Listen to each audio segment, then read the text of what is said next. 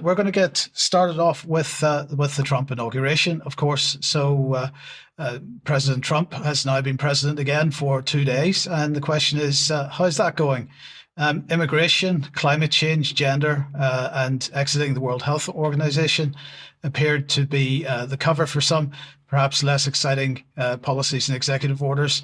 And I'm delighted to say that joining me today to discuss the first 48 hours of the new Trump presidency is Patrick Henningsen. Welcome to the program, Patrick. Hey, thanks, Mike. Great to be with you. What are your thoughts on what happened on Monday then? Obviously, a lot of executive orders signed on that day. Is that normal? For the first day, it's not. It's definitely, he's way ahead of any previous presidents for the number of executive orders signed on the first day after being sworn in. So he's like way ahead of all previous presidents. So there's been quite a few executive actions and executive orders, and some really significant ones. So hugely impactful, and he's made good on a lot of his campaign promises. And I think he's off to a good start with his base, especially with pardoning the January 6th people. A lot of people regard as political prisoners, 1,500 or so. That's huge. The anti-censorship executive order, immediately putting pressure on big tech, and all the other ones you mentioned, including the potentially revoking the security clearance of the 51 intelligence officers that helped to float out the hoax that the Hunter Biden laptop was Russian disinformation that helped Biden win the 2020 election. So if these are any indication to go by, there'll be perhaps some of these issues will be revisited in the first year of his administration. We'll see. Yes. Now, on the immigration front, he's mentioned calling it a national emergency. He's talking about closing the border. He's talking about birthright citizenship, which we'll come on to in a minute. He's bringing back what he's describing as the Remain in Mexico policy. And the other thing was the death penalty for people that commit crimes, for immigrants that commit crimes on U.S. soil. So these, I presume, would be perceived by many as being extremely popular moves. My question to you, though, is, do you think, is this treating a symptom? Is he pushing the problem south of the border? It will not disappear as a problem. He's not, on the surface at least, doing anything to address the cause of the migration in the first place. And so my question would be, will this energize the people trafficking networks, and will this turn into sort of similar to the war on drugs, really something that never really goes away? Well, this is a difficult issue. I mean, in the short term, I think this is a knock against the drug and the human trafficking cartels. Because what the Democrats did was create a demand, because the policy was such that it was quite obvious that there was kind of an open border, kind of automatic asylum process that was the Democrats were basically running. And so the cartels used that as a green light to start organizing caravans. And the whole thing was kind of systematized, almost like a business. And the numbers don't lie in terms of the amount of people flowing across the southern border. And so that was the policy for 4 years. And as soon as there was an announcement that the Biden administration and Harris basically throttled immigration the last 4 months because they were taking such a huge battering in the polls on this issue during the 2024 election cycle. So apprehensions and things like that, record highs in the last 4 months under Biden. Deportations, record highs under Biden. So they did already change this policy before Trump was sworn in, and so he's going to continue that. And just the fact that he's in power means that there's going to be a whole lot less people coming through that direction. So in the short term, in the long term, it does mean that you could have more intense warfare, at least on the drug trafficking side. And the president has already declared, or he's going to be trying to push to label the cartels as terrorist organizations. So if that's the case, This isn't the first time this has happened, by the way, during the war on drugs, and the United States got, intimately involved in arming their own sort of counter cartel, which became the Zeta cartel. It totally backfired. It's kind of a Mujahideen, Al-Qaeda type, thing that happened there. And so, yeah, the Sinaloa and the Zeta cartel. So two major drug trafficking cartels that became so powerful, and their influence stretched even further throughout Central America, not just Mexico or Colombia.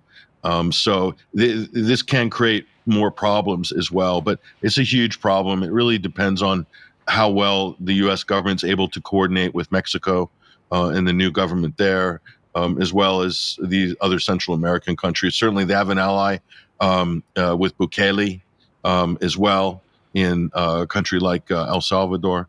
So it's not as if they don't have allies in the region, but we'll see. But on immigration, definitely, it's short-term, huge throttling of the migrant flows. And on the issue of these citizenship orders, I mean, this is supposed to stop people that have immigrated in, or immigrants into the United States from giving birth to children and they automatically getting US citizenship and so on. We've got the New York Times here. You sent me this article earlier on saying that 22 states are now suing to stop Trump's birthright citizenship order. What are your thoughts on that? Are there any prospect of success? Yeah, I think some of these will. I mean, it's going to go through the legal process.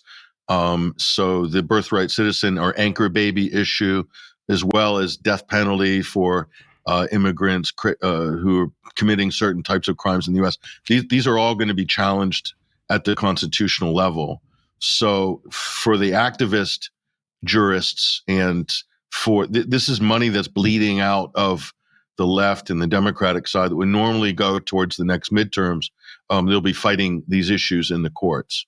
So that's, from a financial point of view, all the Soros money that's going to be paying for a lot of these legal challenges, that's money that could be allocated for the Democrats' ground game or to do other things to get back into power. So, again, huge advantage from Trump and the new kind of MAGA Republican party by putting their opposition on the back heel on this issue. So you'll see a lot of this really extreme positions by Donald Trump, knowing that these are going to get challenged in the courts. And the Republicans will just turn around and say, hey, elections have consequences. And they'll let this thing play out in the same way that the Democrats, the shoe is on the other foot, and the Democrats are putting the same type of extreme pressure, forcing the right and conservative groups to fight these issues for years in the courts.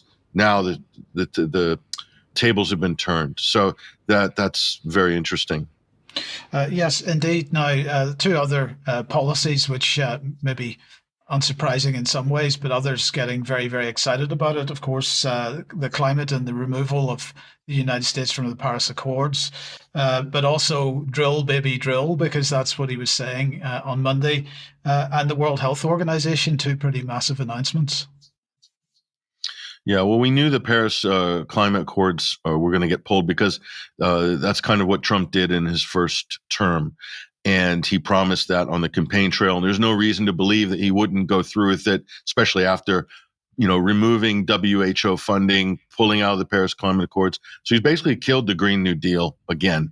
So, but this is a really devastating knockback for Davos and the World Economic Forum, for the green agenda in general. So, and also he's, removing the EV electric vehicle mandate at the federal level. It's as Tesla's stock prices been struggling over the last 48 hours. You go look at the ups and downs in the Tesla. Certainly that's a reaction to Trump's speech at the inauguration. Certainly not good for Elon Musk, ironically. But it's really kind of bringing energy policy and bringing economic policy a little bit back to reality. And certainly this has created tremors. And you're going to see, it will take a delayed reaction, but you'll see a delayed reaction from this in the UK and in Europe.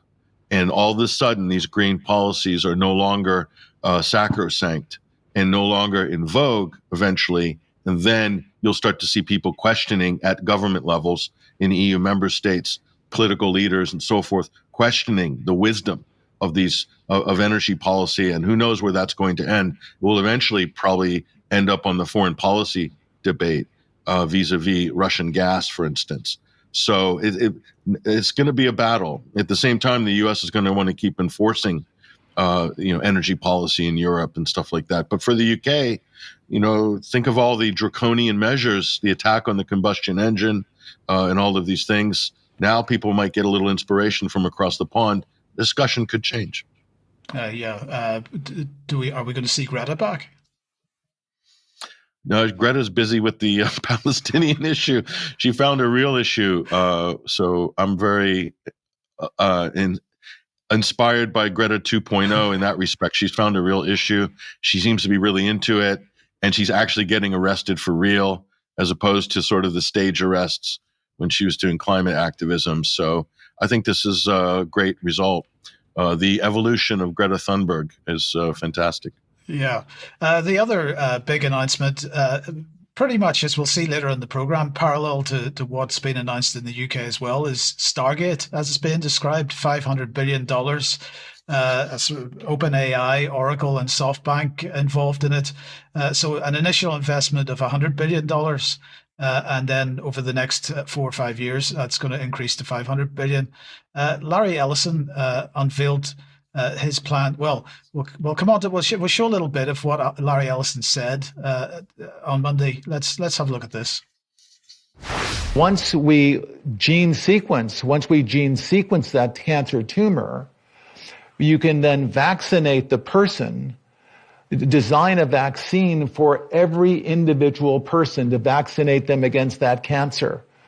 And you can make that vaccine, that mRNA vaccine, you can make that robotically, again using AI, in about 48 hours. So imagine early cancer detection, the development of a cancer vaccine for your particular cancer aimed at you, and have that vaccine available in 48 hours. This is the promise of AI and the promise of the future. Now, again, this issue of personalized treatment has been something that Debbie has been talking about for 2 years now. We've been pushing this extremely hard, that this is what is coming. But Ellison, talking about artificial intelligence-driven cancer vaccine system, this is part and parcel, has been wrapped up in amongst this Stargate system. But they're talking about, just as we are in the United Kingdom, they're talking about Patrick building data centers, this time in Texas, and huge AI infrastructure that goes alongside that. What are your thoughts? Well, firstly, I can't imagine with all the money and power Larry Ellison has that he couldn't find a decent plastic surgeon. He's had so much work done. But put that aside for the moment. The science behind mRNA is just absolute crackpot science. It's not it hasn't been proven to be effective and work at all. They've waived all of these sort of prerequisites in terms of testing and showing that its efficacy because of COVID. So they've unleashed this supposed miracle tech, but clinically and in reality, it's vaporware. mRNA technology is vaporware, and it's been driven by COVID. It's made many billionaires have been created through its unleashing onto the population, but it's ridiculous. And to the idea that you can vaccinate for cancer is insane. And it's funny that this is coming at a time when there's all sorts of really effective alternative cancer therapies, including metabolic therapy, that doesn't cost anything, but doesn't have any ROI, return on investment, in terms of intellectual property. But that's where that's the leading edge of cancer research. And so where's Larry Ellison on that? Well, there's no money to be made on that. So I don't know. In terms of the AI issue, this is one of those, great big tech oligarchs that sits at that top committee with the other, tech bros, as they call them, and in the biotech sphere as well, Bill Gates and others, and they have their own agenda because they've sunk so much money and capital into some of these technologies and companies, and they want to see a return on investment. And they're going out in the public and making their case and really hyping some of this stuff. But on the back end, And even if it worked, in America, who would have access to it? Only the top payers, as well. So, but that's even if you can prove that this stuff even works at all. But it doesn't, just to go IPO, you don't need what Moderna proved and what BioNTech have proven and all these other companies is that now potentially you can go IPO without even having to prove that the thing works. So that's just like the .com boom in that sense. So Yes. total fraud, total scam. That's how I look at it. I'm very skeptical, and of course, I'll be hated for it by some people. But there you go. Yeah, well, I mean, you're absolutely right. There is they have their own policy agenda behind this, and I just want to play a short clip from Larry Ellison from September 2024. This is at the Oracle Financial Analyst meeting. Let's just listen to what he has to say about here.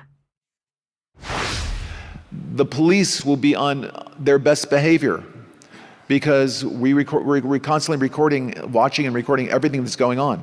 Citizens will be on their best behavior because we're constantly recording and reporting everything that's going on. And it's unimpeachable. The cars have cameras on them. I think we have a squad car here someplace. But those kind of applications using AI, if we can use AI, and we're using AI to monitor the video. So if that altercation that occurred in Memphis, the chief of police would be immediately notified. It's not people that are looking at those cameras, it's AI that's looking at the camera. No, you can't do this. It would be like a shooting. That's going to be an event that's immediately, an alarm is going to go off, it's going to be, and we're going to I'm not sure that he knows what they're going to do, but anyway, is that not technocracy right there, Patrick? Yeah, I mean, this is important for people to understand. The technocrat believes that they identify the problem, and they then assemble the experts. They are the experts, and their buddies are the experts, and then they provide us with a solution. So they control that whole process from beginning to end. And the idea is that they can make every aspect of life and society convenient through AI and digital processes. And so that's the promise of the big tech oligarchy. And they want to accelerate this process. And it's all about acceleration. And it's now, you can see this with the statements and have this coterie surrounding Donald Trump at the inauguration. And a lot of the statements that he's made regarding technology and so forth, that we're going to be full steam ahead on AI and all these various applications. And it's about accelerate, remove regulations, deregulate. Elon Musk is put himself embedded inside government, who he'll have privy to, government budgets and spending as well. And I'm sure he and Alex Karp from Palantir and Mark Zuckerberg from Meta and Jeff Bezos had a front row seat as well with AWS, Amazon Web Servers, big data centers, that they're going to divide up the pie of federal money amongst themselves, and also the defense industry. Palmer Luckey as well, building an empire in Ohio for drone and U.S. fighter manufacturing and so forth. So this is Silicon Valley moving into defense, moving into NSA, surveillance, law enforcement, and so forth. They're promising that all of this is going to be easier and more convenient and cheaper, but let us do this transition, remove all regulations. And it's a full merger of government and corporate interests. And who warned us about that, or who coined that term 80 years ago? But Benito Mussolini, the definition of fascism as corporativism. So this technocracy is interchangeable with fascism, and technocrats tend to be fascists in terms of their, problem solving. Everything's a problem. Elon Musk, this is a problem that we got to solve. Larry Ellison, we're going to solve this problem. We've got the technology over here. And by the way, there's a big fat government contract attached to that. UK, they're going to be on board with this because obviously all surveillance is pioneered in the UK. So they're going to have a big part of this as well as Europe. So that's what's happening in the West. So a big wealth transfer as well into this sector. Patrick, just to go back to migration for a little bit and its relationship with food security, there's a campaign about the prevalence of undocumented workers working in agriculture, effectively keeping the system afloat. To what extent do you think the population are aware that their food is only the price it is because of undocumented workers? And also, given that the big food industry is reliant upon them, how do you see that panning out? People are very aware of that, especially in the western states, because California, the San Joaquin Valley, it's the breadbasket, of the United States. Agriculturally, it's regarded as such. Not so much the Midwest. That's more grains, barley, beef, livestock, and so forth, and corn. But when you get to the western states and San Joaquin Valley, you have all of those products, and it's well known there's a huge migrant workforce that will seasonally come into the United States or permanently come in and work seasonally. And so it's no surprise there. And in terms of the, tightening up immigration, what Donald Trump's talking about, this isn't going to be migrant ag workers or hotel workers or, chambermaids or, waitresses and things like that. No, he's been very specific about it, definitely focusing on the criminal aspect, or wanting kind of no reprobates in the United States and so forth.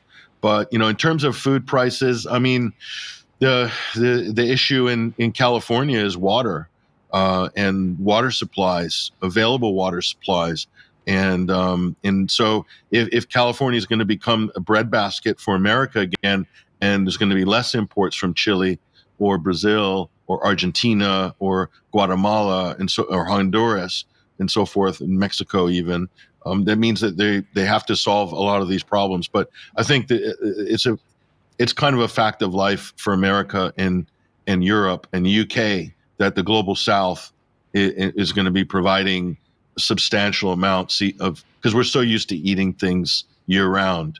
We don't eat everything's available in the supermarket. Right now, broccoli is from Kenya, but in 2 months it's going to be from somewhere else. So that's just life in the West. Mm-hmm. It is indeed. Right. Okay. Right, Pat. Let's move on to one other major area, and that is the question of war. Now, Trump, if we go back, I think it was July or something, this article in AP, Trump says he can end the Russia-Ukraine war in one day. Russia's UN ambassador says he can't. Clearly, he is now asked for discussions to begin officially with Russia and China, but taking Russia first. What do you think the prospects are there? Is he going to do what he says and end the Ukraine war or not? Well, that's interesting. We recently translated a piece by Nikolai Patrushev, who's on the Russian National Security Council. Basically, he's Putin's Jake Sullivan, and they're basically saying, this is what Moscow's saying. No, you're not going to be able to end it in 24 hours. I think that's really rhetoric, wishful thinking on the part of Trump, because the U.S. don't hold any cards in Ukraine. The only cards that the U.S. hold or NATO holds is the ability to antagonize or disrupt the situation by launching forays into the Kursk region, or attacking targets in Russian territory, sending Storm Shadow scalp missiles in there. So only to disrupt, to antagonize, to kind of radicalize the situation there. But the Russians been very clear, and so we know that what the timeline is going to be. Russia said they will not have any binding negotiations with Ukraine until there's elections. They're not going to sign anything with Zelensky because they don't believe that he's going to be president of much longer or indefinitely, and they don't trust him because he's basically reneged and gone back on pretty much everything from when he campaigned as president till now. And they had an agreement in Istanbul, and of course Zelensky agreed on it, and then Boris Johnson twisted his arm a little bit, and that was that. So when is that election day going to come? You'll know this is serious when you start hearing someone from the Trump camp mentioning election timetable. Is that going to be in June? Is it going to be in September? And then it's serious. Until that time, there's no way that they might be able to get a ceasefire They might be able to get a pause or a freeze, but that's not going to be, it's not going to stop. Is that going to be like, is Ukraine going to stop doing what they're doing? They might just continue with the old formula and to try to delay the situation. And I think the U.S. providing arms and aid to Ukraine for a while longer and keeping NATO on the same program, that's not a loss for the U.S. or for NATO. So I don't know. Until is there going to be a democratic outcome in what's left of Ukraine? That's the big question. And then who are the front runners for that? The only thing that could upend that is if there was a coup. If there was a coup in Kiev. Now that could change this whole dynamic. Who would be the likely successor in a coup d'etat? It would have to be engineered by the Americans and the British. So who would be it's the British ambassador, the Ukrainian ambassador to Britain, Valery Zaluzhny, who's hanging out in Mayfair at the moment. So he would be the likely successor to Zelensky in an orchestrated coup. The other one would be Alexei Arestovich. He's more of a wild card. He's decamped in America. He's more pro-Russian. So I know who the British would prefer. Definitely Zaluzhny. They're putting him through his paces right now. So he's not in London for nothing. That's the thing. So maybe also to protect him from Nord Stream prosecution, perhaps. So he's not going to be dragged in front of a court in Berlin to be deposed. So anyway, I think Trump, they have their work cut out for them there. They're so on the back heels, America. And Biden has, and what NATO have done, have created such a hole that it's going to take a miracle to dig out of from the U.S. position. It's and there's going to be no ceding of territory. Not going to happen. And unless Trump is going to be threatening World War III, and you're not going to be able to engage with Russia on that type of negotiation style. You're not dealing with Bibi Netanyahu in Moscow. You're dealing with the Russian state and their national security. Their blob is thousands of people in different institutions that form the national security consensus in Russia. It's not Vladimir Putin micromanaging everything. And Russia's decided, and his top aide published this article or this interview recently, which we translated, and he was very clear on that. So I have no reason to doubt what's coming out of Moscow. And so we'll see how serious the U.S. is. And you'll know when they start talking about elections in Washington. Until that time, I don't view it as serious talk yet. Okay, and we'll just end this segment then with this, because the question of whether the Prince of Darkness is actually going to be the ambassador to the United States or not is still apparently up in the air, because there's certainly noises coming from people around Trump anyway to suggest that they would reject the suggestion that Peter Mandelson becomes the ambassador to the United States. Is that a likely thing? And Starmer's saying, "Oh well, I'm going to get an early visit to the U.S. and go and meet Trump," or have they really, shot themselves in the foot with the pretty arrogant abuse that they sent in his direction before the election? That and the fact that Mandelson's ties to Jeffrey Epstein are a huge liability, and if that gets unleashed on Twitter or on social media as well, I think that's devastating, and that will be really embarrassing. I mean, Keir Starmer's already on the back heels for so many other issues, including issues relating to Epstein. So Mandelson is just, I can't believe that they put him forward with his background and his ties. Not to mention, the fact that Tony Blair still is regarded as one of the most hated figures in British recent history, and Mandelson is very much tied to Tony Blair. So there must be somebody better qualified and less controversial than Peter Mandelson to fill that role. I'm quite frankly shocked that they haven't lined up a better candidate, to be honest. Yes. Okay. Well, Patrick, thank you very much for that extended segment on Trump. That was fantastic. You're welcome to stay if you'd like to, but if you've got other things to do, that's fine too. So thank you. And well, look, let's move.